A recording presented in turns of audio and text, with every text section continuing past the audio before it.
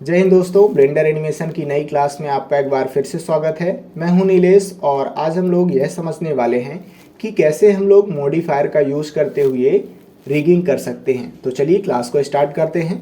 सबसे पहले मैं आपको एक जानकारी दे दूं कि हमने 3D एनिमेशन के लिए एक व्हाट्सएप ग्रुप बनाया हुआ है जिसमें आप अपना कोई भी डाउट शेयर कर सकते हैं। तो अगर आप भी उस व्हाट्सएप ग्रुप पे जुड़ना चाहते हैं तो वीडियो के डिस्क्रिप्शन में आपको एक नंबर मिल जाएगा, इस पर आप मुझे मैसेज डाल दीजिए, मैं आपको 3D एनिमेशन वाले ग्रुप में ऐड कर दूंगा। अब हम लोग क्लास को कंटिन्यू करते हैं। सबसे पहले मैं स्लाइड को और कैमरे को सेलेक्ट करके इन्हें कर देता हूं डिलीट। और अब हम लोग मान लीजिए कि हमें सीढ़ियों का बनता हुआ एनिमेशन दिखाना है, तो उसके लिए सबसे पहले तो इस क्यूब के एडिट मोड में चले जाएंगे। यस, और शिफ्ट बाई प्रेस करके मैं इसे कर लेता हूँ थोड़ा सा स्केल और टैब दबा के हम लोग आ जाते हैं ऑब्जेक्ट मोड में।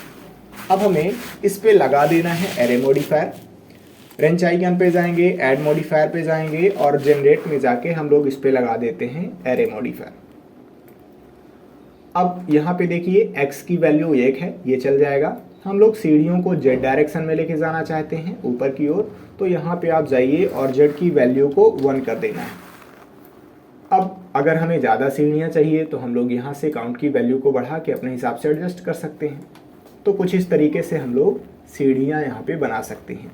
अब ये रिगिंग यहाँ से ख़त्म हो जाती है। रिगिंग यही कहलाता है कि हमने एनिमेशन की तैयारी कर ली है। अब अगर मान के चलिए कि हमें सीढ़ियों को बनता हुआ दिखाना है तो वो एनिमेशन वाले पार्ट में आ जाएगा, और उसे कैसे करेंगे थोड़ा सा उसे भी समझ लेते हैं। जैसे मैं टाइम लाइन को थोड़ा सा बड़ा करके इतना कर लेता हूँ। अब हम लोग अभी पहले फ्रेम पे हैं और हम ये चाहते हैं कि अभी सीढ़ियाँ यहाँ पे ना रहें, तो उसके लिए हम लोग काउंट की वैल्यू को 1 कर देते हैं। अब यहाँ पे हमें लगा देना है की फ्रेम। यहाँ पे मैं जाऊँगा और लेफ्ट क्लिक हमें करना है, तो ये की फ्रेम लग चुका है। यहाँ पे आप देखिए कि एक येलो कलर का डॉट आ चुका है और यहाँ पे भी येलो कलर आ चुका है। इसका मतलब ये है कि की फ्रेम हमने लगा दिया है। अब कुछ देर बाद हम लोग सीढ़ियाँ पूरी तरीके से बनता हुआ दिखाना चाह रहे हैं, तो फिर उसके लिए आपको प्ले हेड आगे लेके आना है और यहाँ पे मैं काउंट को बढ़ा के कर देता हूँ 10 और आपको इंटर प्रेस करना है। अब मैं यहाँ पे फिर से लगा देता हूँ इस पे की फ्रेम। अब अगर हम लोग पहले वाले फ्रेम पे जाएंगे और आपको स्पेस बार प्रेस करना है, जैसे ही आप स्पेस बार प्रेस करेंगे तो आप देखिए कि सीढ़ियों का बनता हुआ एनिमेशन हमें यहाँ पे नज़र आ रहा है। तो कुछ इस तरीके से हम लोग सीढ़ियों का बनता हुआ एनिमेशन भी कर सकते हैं। अभी फ़िलहाल हम लोग शिफ्ट और लेफ्ट एरो से पहले फ्रेम पे आ जाते हैं और मैं इसे कर देता हूँ डिलीट। क्यूब को सेलेक्ट करेंगे और हम लोग इसे कर देते हैं डिलीट। शिफ्ट ए प्रेस करेंगे और मैं ऐड कर लेता हूँ फिर से एक नया क्यूब। अब हम लोग किसी दूसरे मॉडिफायर को समझ लेते हैं। ऐड मॉडिफायर पे जाएंगे, जनरेट में जाएंगे और अब हम लोग समझ लेते हैं बेवल मॉडिफायर को। हमने इस पर बेवल मॉडिफायर लगा दिया है। अब आपको ऑलरेडी पता है कि बेवल मॉडिफायर का यूज़ हम लोग राउंडनेस लाने के लिए किया करते हैं। ये जो कॉर्नर होते हैं यहाँ पे अगर हमें ज़्यादा राउंडनेस चाहिए तो फिर हम लोग बेवल मॉडिफायर ही यूज़ करते हैं। अब इसका यूज कैसे करना है एनिमेशन के समय, थोड़ा सा उसे देख लेते हैं। जैसे मैं यहाँ पे अमाउंट की वैल्यू को कर देता हूँ इतना, हमने इतना कर दिया। अब हम ये चाहते हैं कि हमारा जो क्यूब है वो शुरू में ऐसे दिखे, तो फिर अभी हम लोग पहले फ्रेम पे हैं और यहाँ पे मैं लगा देता हूँ इस पे की फ्रेम। मैं प्ले हेड को 60 पे ला लेता हूँ और यहाँ से हम लोग अमाउंट को बढ़ा के कर देते हैं इतना। ये हमने इसे कर दिया इतना और फिर से की फ्रेम लगा देते हैं। अब देखिए अगर मैं स्पेस बार प्रेस कर रहा हूँ तो ये हमारा क्यूब का इस तरीके से एनिमेशन हो रहा है। तो आप भी इसी तरीके से एनिमेशन वगैरह दे सकते हैं। ये जो सेगमेंट्स वगैरह हैं हमने इनको ऑलरेडी आपको समझाया हुआ है कि जब आप सेगमेंट्स बढ़ाएंगे तो यहाँ पे देखिए कि ये ज़्यादा शार्प होता जा रहा है।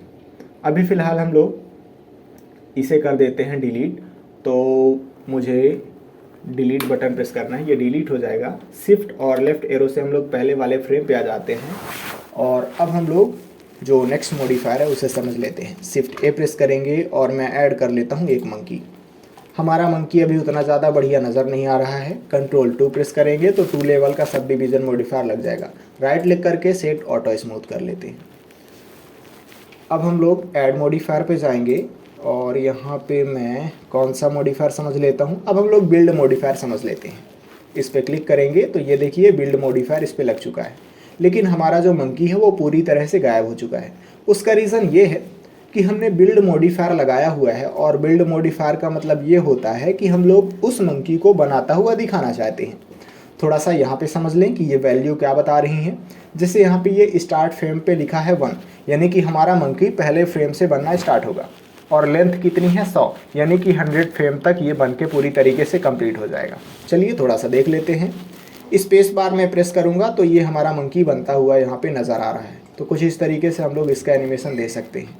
अब देखिए हम लोग 100वें फ्रेम के बाद देख रहे हैं, तो ये जो मंकी है ये पूरी तरीके से बन के कम्प्लीट हो चुका है। अगर हम लोग ये चाहते हैं कि हमारा मंकी 50वें फ्रेम तक ही बन के कम्प्लीट हो जाए, तो फिर आप यहाँ पे आइए, लेंथ की वैल्यू को कर दीजिए 50, और अब हम लोग शिफ्ट और लेफ़्ट एरो से पहले फ्रेम पे आ जाते हैं और स्पेस बार प्रेस करेंगे तो ये देखिए ये 50वें फ्रेम तक बन के तैयार हो गया है। ये अभी हम लोग 59वें फ्रेम पे हैं और ये हमारा मंकी पूरी तरह से कंप्लीट हो चुका है।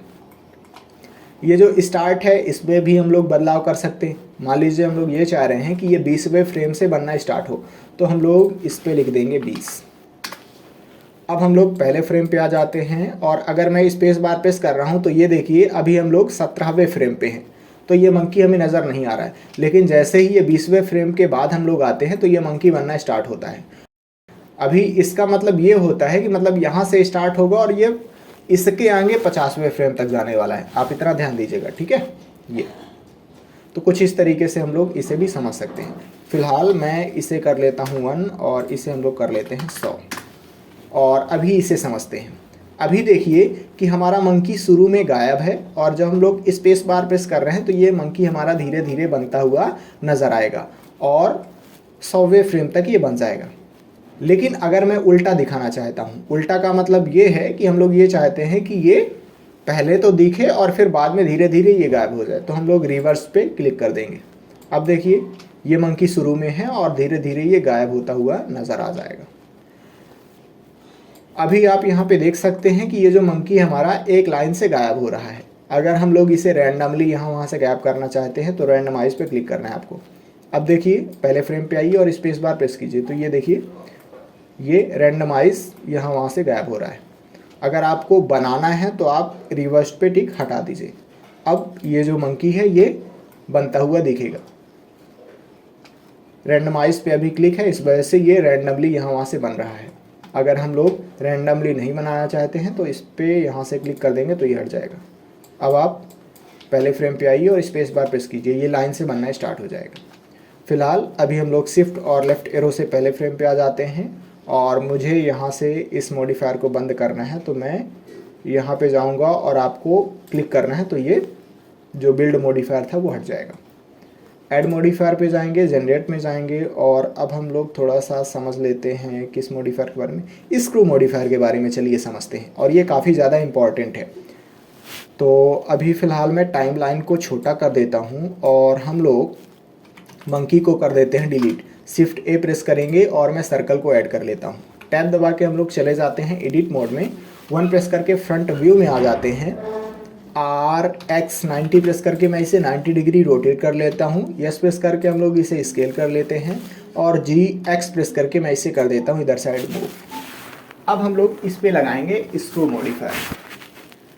ऐड मॉडिफायर पे जाएंगे, जनरेट में जाएंगे और इस पे लगा देते हैं स्क्रू मॉडिफायर। स्क्रू मॉडिफायर जो है वो स्प्रिंग बनाने के काम में आता है, या फिर इसका हम लोग कई बार यूज़ करते हैं, मॉडल्स बनाने में भी यूज़ करते हैं इसका। तो आपको धीरे धीरे समझ में आ जाएगा। थोड़ा सा हम लोग यहाँ पे समझते हैं कि इसका मतलब क्या है। अभी देखिए एंगल 360 है, इसका मतलब ये हुआ कि ये 360 डिग्री घूम जाएगा। अगर मैं एंगल को कम करता हूँ तो आप देखिए कि यहाँ पे ये कम कोण घूम रहा है। ये जो स्क्रू की वैल्यू है इसका मतलब है लेंथ, आप कितना इसको ऊंचा दिखाना चाहते हैं। जैसे मैं इसको बढ़ा रहा हूँ, आप देखिए कि इसकी ऊंचाई बढ़ रही है।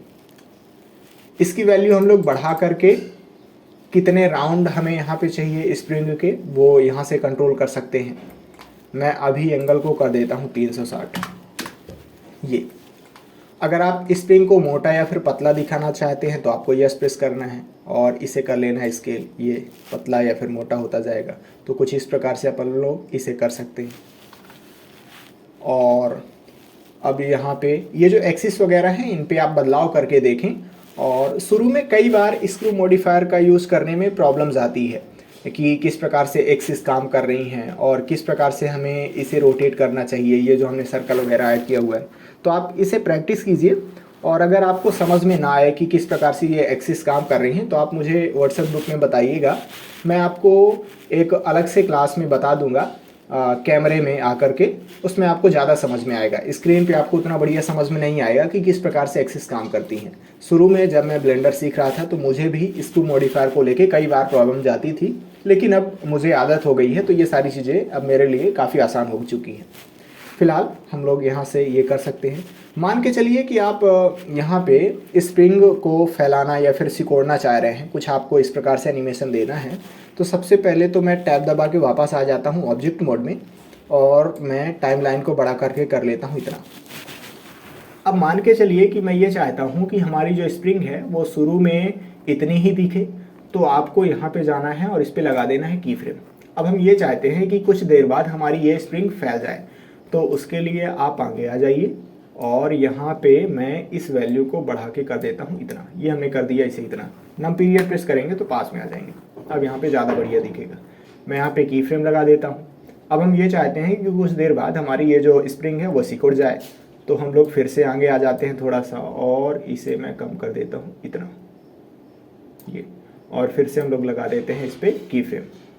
अब देखिए ये फैल गई, ये सिकुड़ गई। तो कुछ इस तरीके से हम लोग स्प्रिंग का एनिमेशन दे सकते हैं। अगर आपको स्प्रिंग मोटा करना है तो आप टैब दबा के चले जाइए इसके एडिट मोड में और इस सर्कल को बड़ा कर दीजिए, तो स्प्रिंग मोटी दिखने लगेगी। टैब दबा के वापस आ जाएंगे ऑब्जेक्ट मोड में। ये अगर मान लीजिए कि आप इस स्प्रिंग को यहाँ वहाँ मूव भी करना चाहते हैं तो फिर आपको जी प्रेस करके यहाँ वहाँ मूव कर देना है। मूवमेंट का भी आप की फ्रेम लगा सकते हैं। खैर अभी हम लोग आगे चल के सीखेंगे एनिमेशन के बारे में। तो आप यहाँ पे समझ गए कि किस प्रकार से इसे हम लोग फैला सकते हैं, सिकोड़ सकते हैं, कुछ इस प्रकार का एनिमेशन हम लोग दे सकते हैं। ठीक है, चलिए ये जो एक्सिस वाला ऑप्शन होता है थोड़ा सा हम लोग इसे भी देख लेते हैं। टैब दबा के मैं चला जाता हूँ एडिट मोड में और जी प्रेस करके हम लोग इसे यहाँ मूव कर रहे हैं। तो आप देखिए कि यहाँ पे खराब हो रही है हमारी स्प्रिंग, और इससे बचने का फ़ायदा ये है कि हम लोग यहाँ पे सबसे पहले कोई भी ऑब्जेक्ट ऐड कर लें और उस ऑब्जेक्ट के अबाउट हम लोग स्क्रू मॉडिफायर का यूज करें। अभी हो क्या रहा है कि यहाँ पे ऑब्जेक्ट हमने कोई भी सिलेक्ट नहीं कर रखा है, तो ये जो स्क्रू मॉडिफायर है वो इस सर्कल के ओरिजिन के हिसाब से काम करता है। अभी देखिए जब हम लोग एडिट मोड में हैं और इस सर्कल को सेलेक्ट करके जी प्रेस करके यहाँ वहाँ मूव कर रहे हैं, तो इसका जो ओरिजिन है वो यहीं पे है। इस वजह से ये खराब होता जा रहा है, क्योंकि ये जो स्क्रू मॉडिफायर है वो तो ओरिजिन के हिसाब से ही काम कर रहा है, और जो हम लोग इसे दूर लेके जा रहे हैं तो ओरिजिन यहाँ पे है। इस वजह से ये इतना बड़ा बड़ा सर्कल बना रहा है, यानी कि इतनी बड़ी बड़ी स्प्रिंग बन रही है।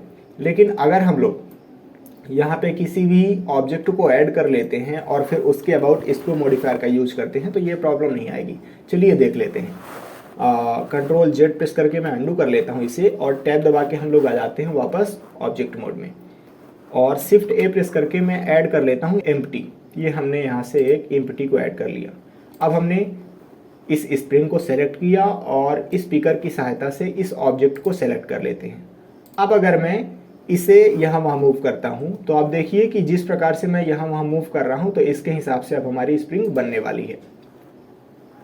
हमें कई बार होता क्या है कि स्प्रिंग को यहाँ वहाँ मूव करना है। अगर मैं स्प्रिंग को सेलेक्ट करके जी प्रेस करके यहाँ वहाँ मूव करूँगा तो आप देखिए कि हमारी स्प्रिंग तो ख़राब हो जाएगी। उसका रीज़न ये है कि हमने ब्लेंडर को ये बताया हुआ है कि ये जो स्प्रिंग है वो इस एम्प्टी के हिसाब से कंट्रोल हो। तो अगर एम्प्टी भी साथ साथ में मूव होता है तब तो कोई दिक्कत नहीं है। तो उसके लिए आप पेरेंटिंग कर दीजिए। सबसे पहले आप इस एम्प्टी को सेलेक्ट कीजिए और शिफ्ट दबा के इस स्प्रिंग को हम लोग सेलेक्ट कर लेते हैं। कंट्रोल पी प्रेस करेंगे और ऑब्जेक्ट की ट्रांसफॉर्म पे आपको क्लिक करना है। अभी देखिए कि हमने लास्ट में इसे सेलेक्ट किया है स्प्रिंग को, यानी कि पेरेंट ये स्प्रिंग कहलाएगी। अब अगर मैं स्प्रिंग को यहाँ वहाँ मूव करता हूँ तो आप देख सकते हैं कि ये जो एम्प्टी है ये भी मूव होता जा रहा है। और अगर मैं टैब दबा के चला जाता हूँ एडिट मोड में और जी प्रेस करके यहाँ वहाँ मूव करूँगा तो यहाँ पे फिर ये ख़राब हो जाएगा। क्यों? क्योंकि एडिट मोड में हम लोग जब मूव करेंगे तो सिर्फ और सिर्फ यही बस मूव होना है ना, स्प्रिंग बस को मूव होना है, ये एम्प्टी मूव नहीं होगा। टैब दबा के मैं वापस आ जाता हूँ ऑब्जेक्ट मोड में और अब मैं यहाँ वहाँ मूव करके इसे देख सकता हूँ। तो कुछ इस तरीके से ये काम करता है। ठीक है, ये भी आप समझ गए। थोड़ा सा हम लोग इसे देख लेते हैं। मैं पीरियड प्रेस करके मैं पास में चला जाता हूँ। यहाँ पे आप देखिए उतनी ज़्यादा राउंडनेस नहीं है। अगर मैं इस वैल्यू को घटा करके कर देता हूँ इतना, तो ये देखिए राउंडनेस पूरी तरीके से ख़त्म हो चुकी है। आप जितने ज़्यादा इस वैल्यू को बढ़ाएंगे तो ये राउंडनेस उतनी ही ज़्यादा आती जाएगी। लेकिन अभी भी यहाँ पे उतना ज़्यादा मज़ा नहीं आ रहा है, तो हम लोग राउंडनेस को बढ़ा करके अगर 30 कर देते हैं यहाँ पे इस वैल्यू को, तो आप देखिए कि ये राउंडनेस यहाँ पे काफ़ी ज़्यादा आ गई है। अगर आपको और भी ज़्यादा राउंडनेस चाहिए तो आप इसको बढ़ा कर दीजिए 50 और ये एंटर प्रेस कर देना ये। तो अब हमें ये जो स्प्रिंग है काफ़ी ज़्यादा स्मूथ नज़र आने वाली है। ठीक है, चलिए ये भी आप समझ गए। ये तो हमने आपको समझा दिया है कि ये कितने ज़्यादा फेरे आपको चाहिए वो आप कंट्रोल कर सकते हैं।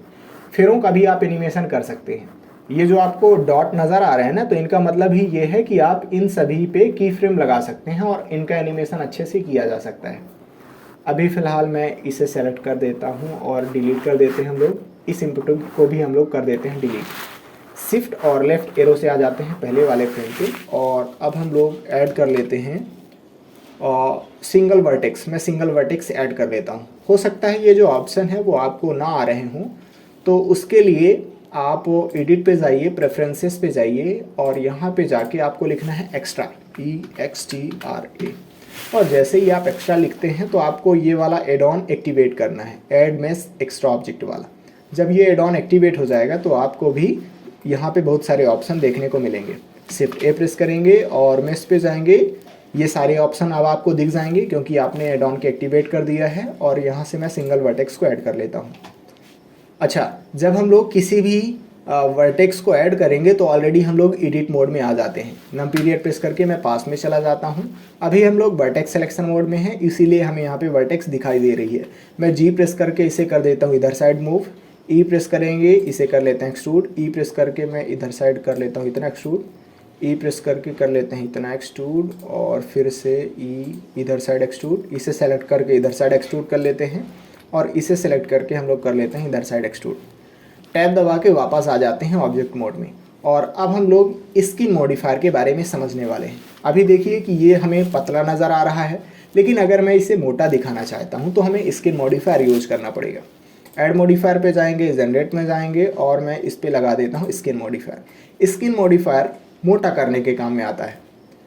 अभी आप देखिए कि ब्रांचेस कम हैं, इस वजह से यहाँ पे उतना ज़्यादा बढ़िया नज़र नहीं आ रहा है। अगर हम लोग ब्रांचेस को बढ़ाएंगे तो आप देख सकते हैं कि यहाँ पे ब्रांचेस बढ़ रही हैं। ठीक है, मैं इसे कर देता हूँ फ़िलहाल अभी 0। अगर हमें आर्मेचर वगैरह यहाँ पे चाहिए तो हम लोग इस पर क्लिक कर देंगे, क्रिएट आर्मेचर पे। तो ये देखिए कि आर्मेचर बन चुकी है और पेरेंटिंग भी यहाँ पे हो चुकी है। अब हमने आपको बताया हुआ था कि अगर हमें एडिट मोड में जाना है आर्मेचर के, तो टैब दबा के हम लोग चले जाते हैं एडिट मोड में और फिर यहाँ पे हम लोग किसी भी आर्मेचर को एक्सट्रूड कर सकते हैं। जो भी हमें करना है तो वो सारी चीज़ें हम लोग यहाँ पे कर सकते हैं और टैब दबा के वापस आ जाएंगे ऑब्जेक्ट मोड में। अगर हमें एनिमेशन वगैरह देना होता है तो हम लोग आर्मेचर के पोज मोड में जाते हैं। जो आर्मेचर है वो सिलेक्ट है, कंट्रोल टैब प्रेस करेंगे और आ जाएंगे पोज मोड में। अब अगर मैं इस आर्मेचर को सेलेक्ट करके आर प्रेस करके रोटेट कर रहा हूं तो आप देखिए कि हमारा ये जो मेश है वो भी रोटेट हो रहा है। तो आप अगर इसका एनिमेशन देना चाहते हैं तो आप इसका एनिमेशन भी दे सकते हैं। की फ्रेम वगैरह लगा दीजिए, बात ख़त्म। ठीक है, कंट्रोल टैब दबा के मैं वापस आ जाता हूँ ऑब्जेक्ट मोड में और मैं इसे सेलेक्ट करके कर देता हूँ डिलीट। शिफ्ट ए प्रेस करेंगे और चलिए मैं फिर से ऐड कर लेता हूँ एक क्यूब।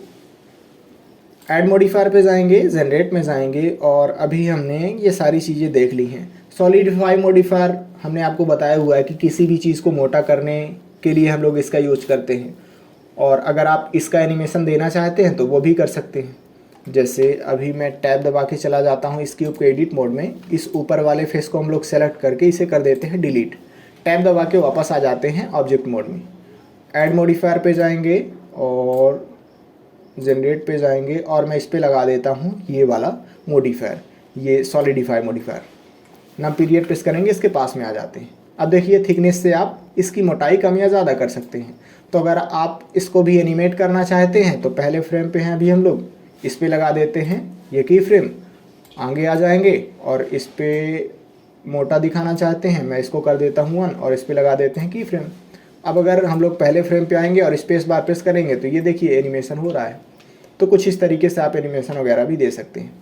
और ये जो इवन थिकनेस का ऑप्शन है इसे आप एक्टिवेट कर देंगे तो हर जगह बराबर मोटाई रहने वाली है। ठीक है, ये हमने आपको ऑलरेडी ये सारी चीज़ें बताई हुई हैं।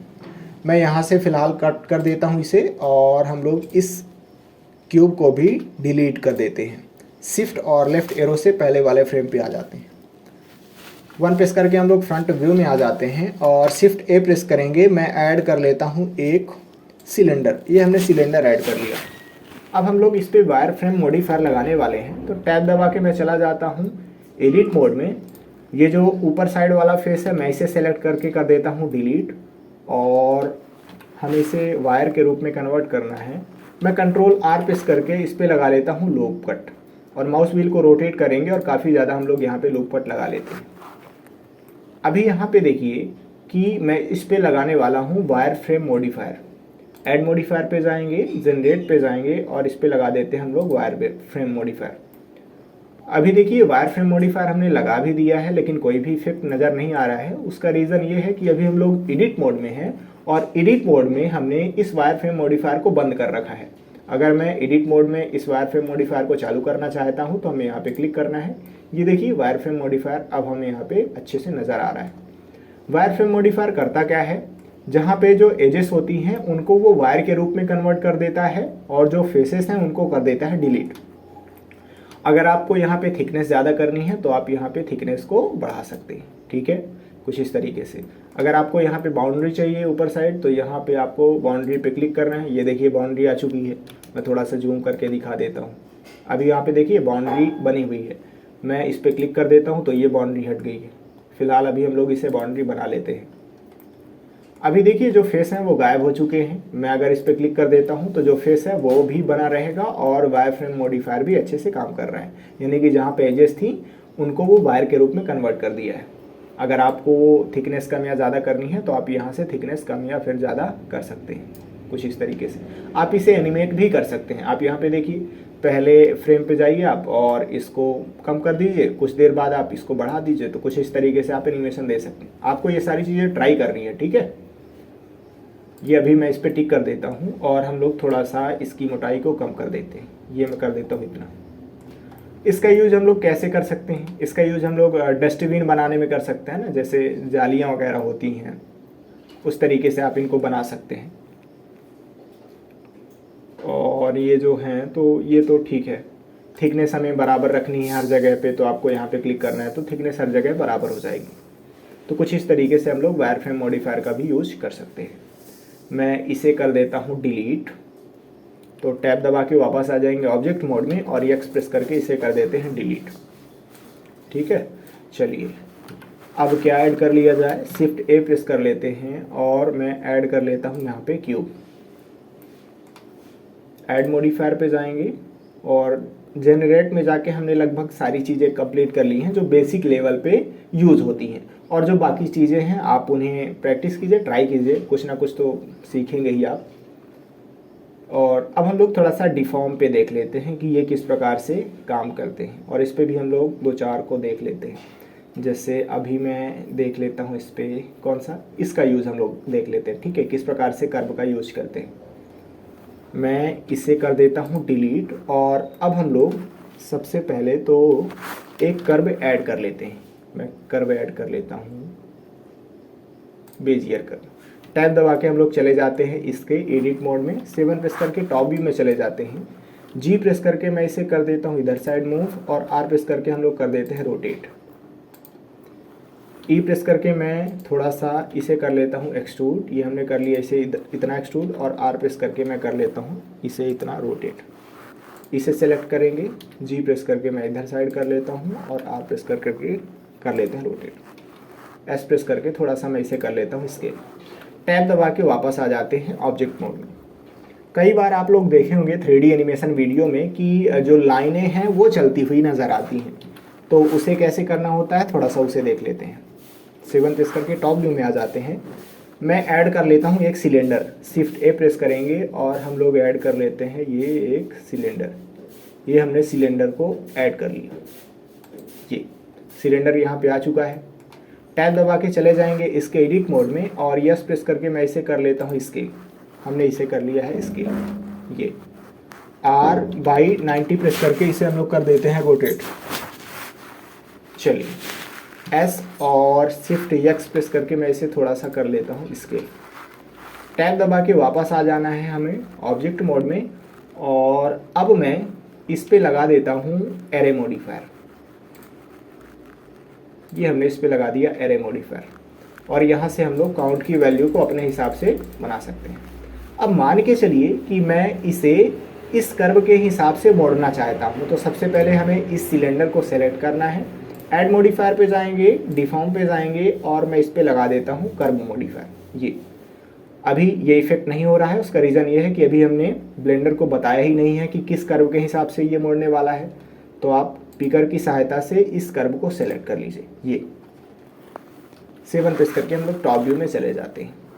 और आपको ये ध्यान रखना है कि ये जो मॉडिफायर वगैरह होते हैं वो तभी काम करते हैं जब आपका पिवट पॉइंट सही जगह पे हो। हमने इस सिलेंडर को ऑब्जेक्ट मोड में कुछ भी नहीं करा है, ना तो रोटेट किया है, ना तो स्केल किया है, कुछ भी नहीं किया है। इस वजह से इसका जो पिवट पॉइंट है वो यहीं पे है, और हमारा ये मॉडिफायर अच्छे से काम कर रहा है। ये आपको धीरे धीरे आगे चल के समझ में आएगा कि किस प्रकार से मॉडिफायर जो रहता है वो काम करता है।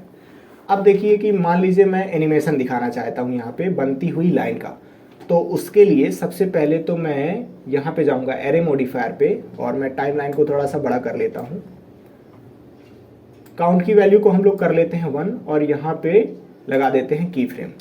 अब हम लोग प्ले हेड को आगे मूव कर लेते हैं, 80 फ्रेम पे हम लोग आ चुके हैं, और यहाँ पे मैं काउंट की वैल्यू को बढ़ा के कर लेता हूँ इतना, और यहाँ पे लगा देना है फिर से आपको की फ्रेम। अब देखिए पहले वाले फ्रेम पे जाइए और स्पेस बार प्रेस कीजिए, तो ये देखिए यहाँ पे चलती हुई लाइन का एनिमेशन नज़र आ रहा है। अगर आपको ज़्यादा स्मूथ चाहिए तो फिर आप इस सिलेंडर को कर दीजिए छोटा। अभी देखिए जब मैं टैब दबा के आ जाता हूँ एडिट मोड में, तो ये जो हमारा सिलेंडर है वो इस कर्व के हिसाब से डिफॉर्म नहीं हो रहा है। उसका रीज़न ये है कि हमने अभी यहाँ पे बंद कर रखा हुआ है। डिफ़ॉल्ट बंद ही रहता है, हमने बंद नहीं किया हुआ है, लेकिन यहाँ पे आप देख सकते हैं कि ये कर्व मॉडिफायर जो है वो बंद है। मैं इस पर टिक कर देता हूँ तो ये कर्व मॉडिफायर अब हमें यहाँ पे मुड़ा हुआ नज़र आएगा ना, एक्टिवेट नज़र आएगा। मैं यस एक्स प्रेस करके इसे कर देता हूँ स्केल, ये हम लोग कर देते हैं इसे इतना स्केल ये।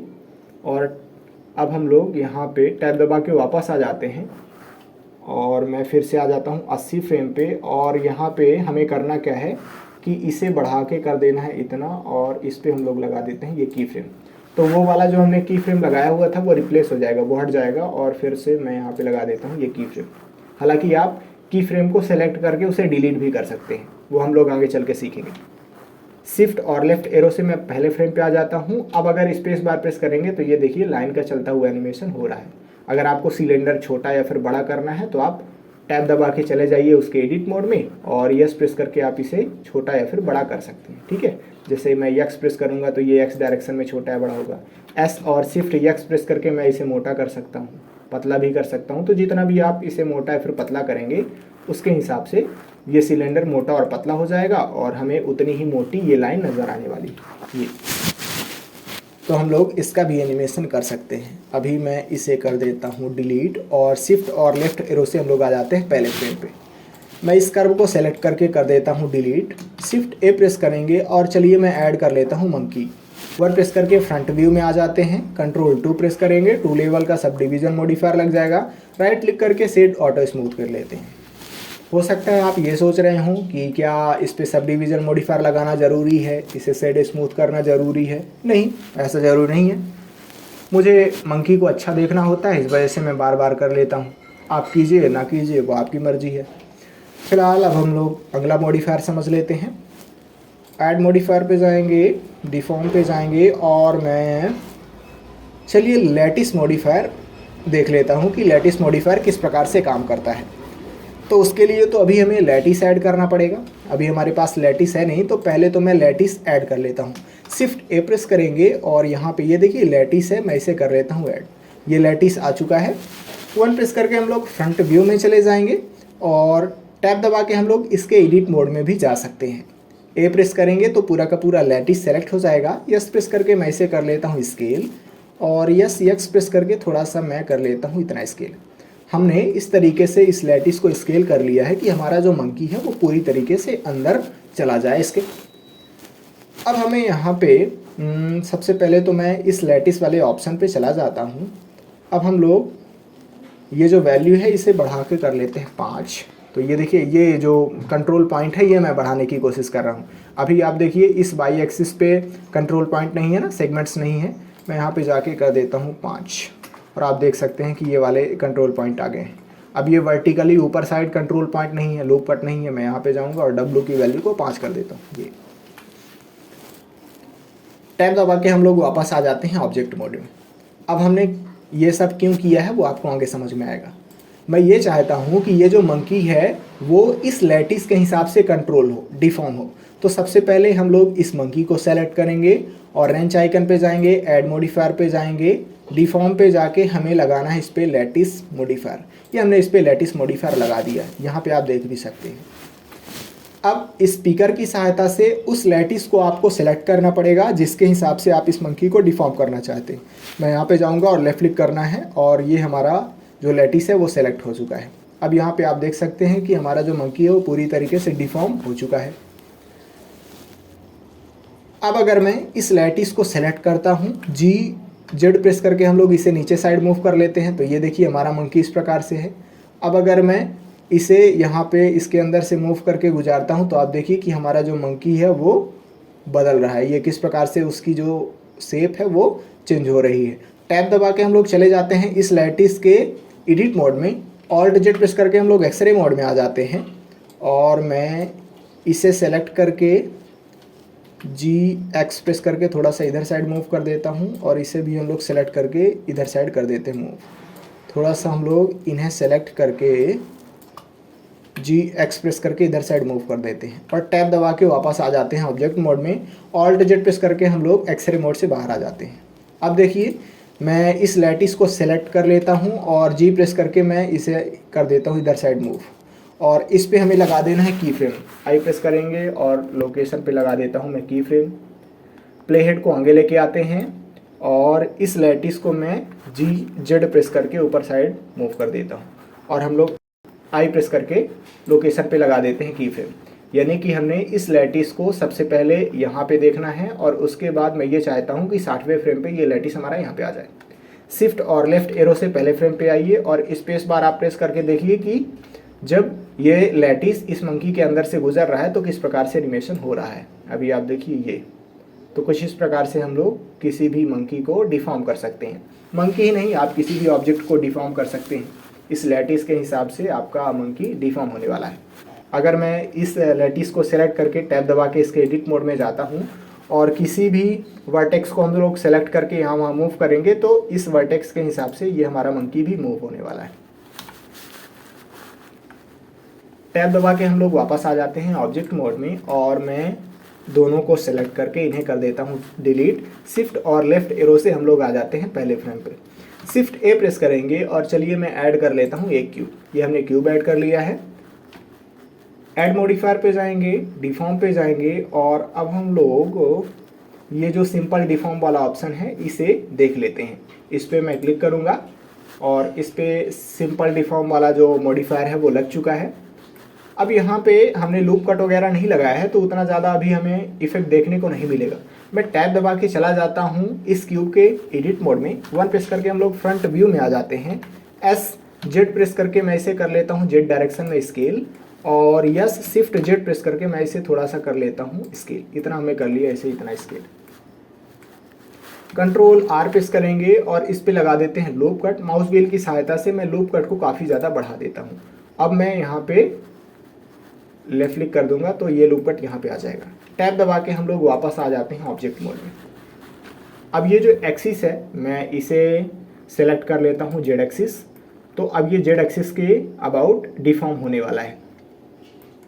आप लोग यहाँ पे देखिए एंगल जब हम लोग बदल रहे हैं तो ये किस प्रकार से डिफॉर्म हो रहा है, मुड़ रहा है।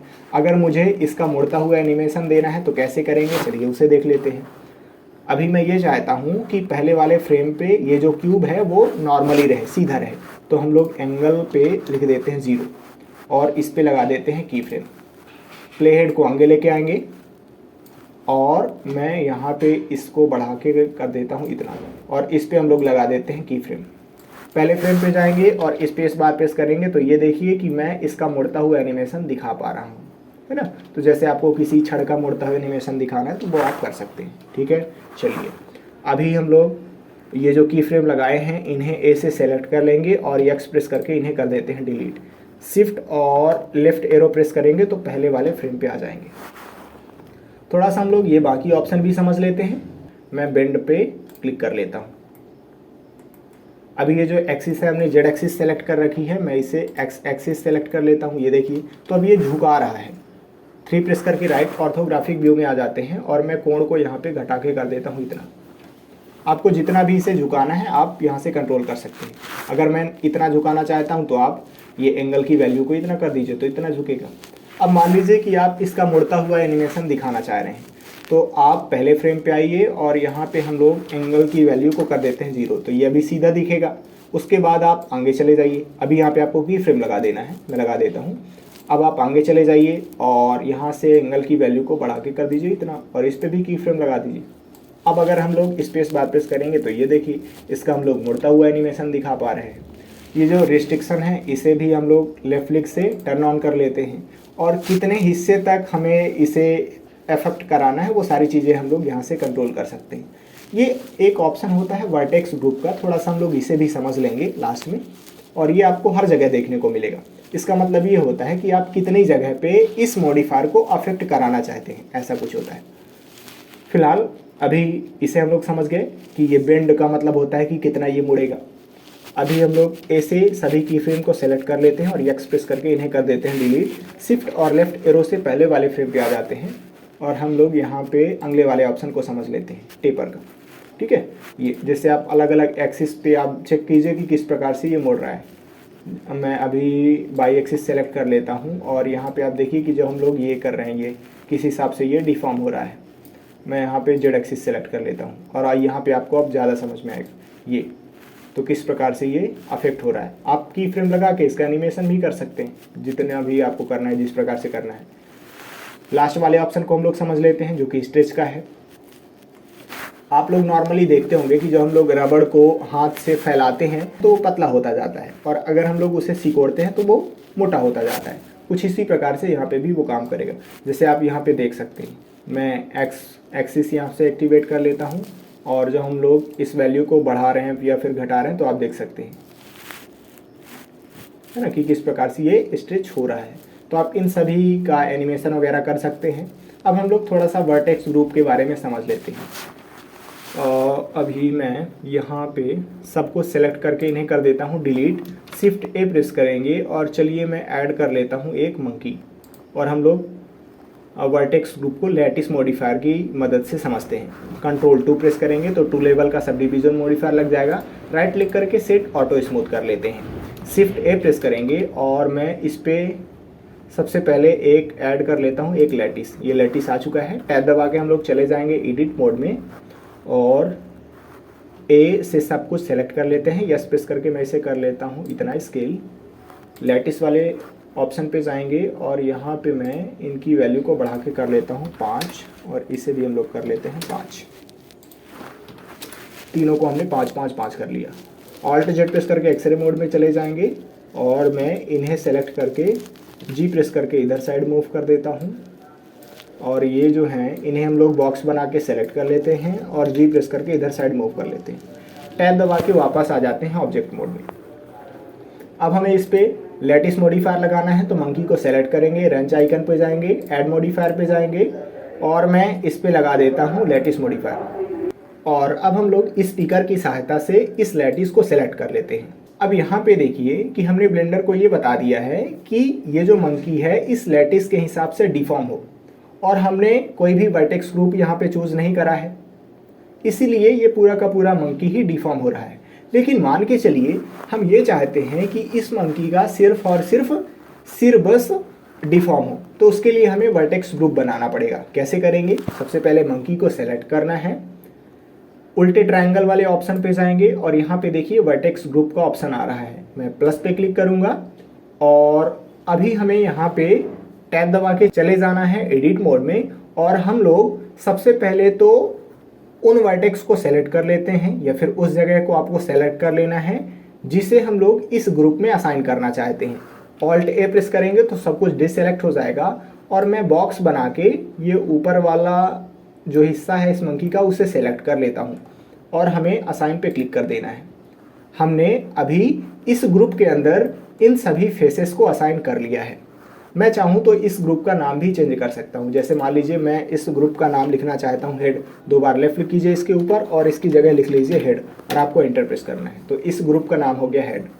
टैब दबा के हम लोग वापस आ जाते हैं ऑब्जेक्ट मोड में और ऑल्ट जेड प्रेस करके एक्सरे मोड से बाहर आ जाते हैं।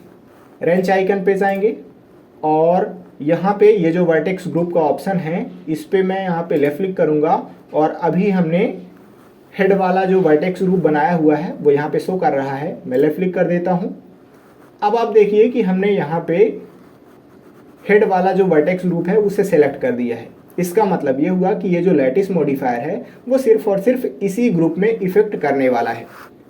1 प्रेस करके हम लोग फ्रंट व्यू में आ जाते हैं। अब मैं जी प्रेस करके इस लैटिस को यहाँ वहाँ मूव कर रहा हूँ। आप यहाँ पे देख सकते हैं कि मंकी का पूरा हिस्सा डिफॉर्म नहीं हो रहा है, बल्कि हमने वर्टेक्स ग्रुप में जाके जितने फेसेस असाइन किए थे और फिर जब हमने पिकर की सहायता से उस वर्टेक्स ग्रुप को यहाँ पे असाइन किया तो सिर्फ और सिर्फ उतना हिस्सा बस हमारा डिफॉर्म हो रहा है, पूरा का पूरा मंकी डिफॉर्म नहीं होगा।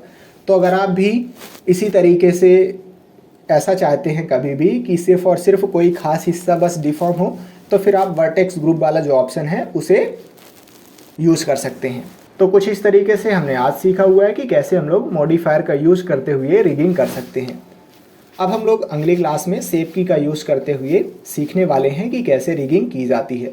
तो मिलते हैं नेक्स्ट क्लास में। जय हिंद।